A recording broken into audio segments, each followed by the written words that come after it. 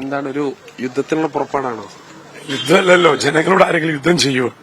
ജനങ്ങളോട് യുദ്ധം ചെയ്യുന്നവരുണ്ട്, രണ്ടു കൂട്ടര്. നമ്മൾ ജനങ്ങളുടെ അടുത്ത് നിന്ന് അവരിൽ നിന്നുള്ള കാര്യങ്ങൾ മനസ്സിലാക്കിക്കൊണ്ട് പരിഹാരങ്ങൾ നിർദ്ദേശിച്ചുകൊണ്ട് ചെയ്യാൻ ബാക്കിയുള്ളൂ ഇവിടെ ചെയ്യാൻ. അത് വേറൊരു കാര്യം.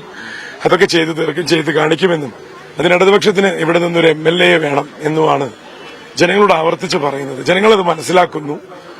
ആത്മവിശ്വാസം ജനങ്ങൾക്ക് ഒരുപാട് ഒരു സ്ഥാനാർത്ഥിയുടെ ഒരു വിജയം എന്ന് പറയുന്നത് ജനങ്ങളാൽ തീരുമാനിക്കപ്പെടുന്നതാണ്. അത് പ്രചരണത്തിലൂടെ ഉറപ്പിക്കുക എന്നുള്ളത് മാത്രമാണ് നമ്മുടെ കയ്യിലുള്ള ഒരേ ഒരു ഉപാധി. അപ്പോ ജനങ്ങളത് തീരുമാനിച്ചു കഴിഞ്ഞു. ഒന്നാമത് എത്തുക എന്നുള്ളത് എങ്ങനെയാണ് എന്നുള്ളത് ജനങ്ങളുടെ മനസ്സിലുള്ള തീരുമാനത്തിനനുസരിച്ചല്ലേ നടക്കും. വളരെ പഠിച്ചിട്ടുണ്ടോ? ഇല്ല.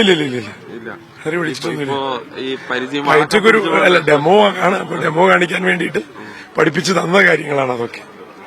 ഇപ്പൊ ഈ സന്ദീപ് വാര്യർ കോൺഗ്രസിലെത്തിയിരിക്കുകയാണ്. എങ്ങനെയാണ് താങ്കൾ അതിനെ കാണുന്നത്? അതിനെപ്പറ്റി പ്രത്യേകിച്ച് ഒരു അഭിപ്രായവും പറയാനില്ല.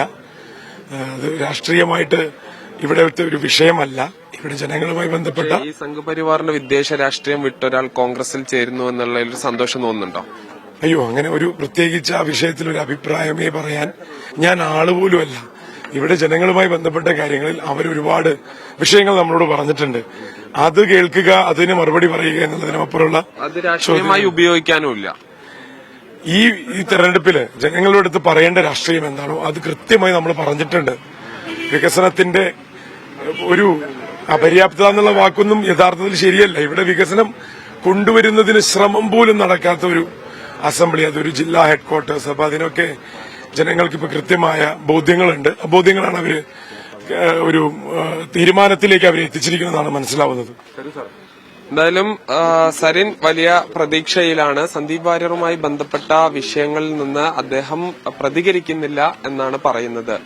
ഷിജു ചിറ്റൂരിനൊപ്പം സാജിദ് അജ്മൽ, മീഡിയ 1 പാലക്കാട്.